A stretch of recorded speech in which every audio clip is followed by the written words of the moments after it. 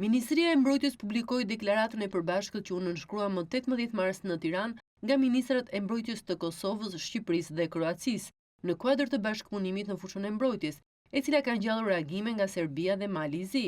Deklarata fokusohet në forcimin e bashkëpunimit për ruajtjen e paqes, duke përfshirë sektorin e industrisë së mbrojtjes, luftën kundër kërcënimeve hibride dhe mbështetjen për integrimin euroatlantik. Ajo thekson bashkëpunimin në fushën e forcimit të kapaciteteve të mbrojtjes, investimet në teknologjinë e mbrojtjes dhe identifikimin e mundësive për bashkëpunimin në industrinë e mbrojtjes, po ashtu parashikon trajnime dhe bashkëpunim në edukimin ushtarak, si dhe mbështetje për perspektivën e Kosovës në NATO.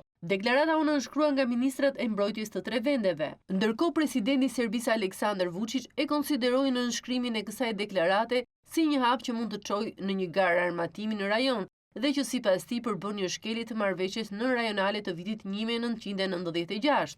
Por në një reagim në rrjetet sociale, ministri shqiptar i mbrojtjes Piro Vëngu thotë se marrëveshja për mbrojtje dhe siguri mes Shqipërisë, Kosovës dhe Kroacisë është një bashkëpunim i natyrshëm mes tre shtetesh sovrane. Si aleat kemi një vlerësim të njëmend, shton ai, mbi kërcënimet që synojnë të pengojnë të ardhmen europiane të rajonit ton. Ndaj kemi vendosur të bashkëpunojnë, deklaron Vëngu, për të rritur kapacitetet tona mbrojtëse dhe për të mbështetur integrimin e Kosovës në mekanizmat rajonal. Sipas tij, Serbia, duke ndjekur prej 2 vitesh një politikë të karrigës boshe në iniciativat rajonale, ja ka pezulluar në mënyrë të njëanshme vetes mundësinë për të nxitur ose për të marrë pjesë në konsultime shumë palëshe.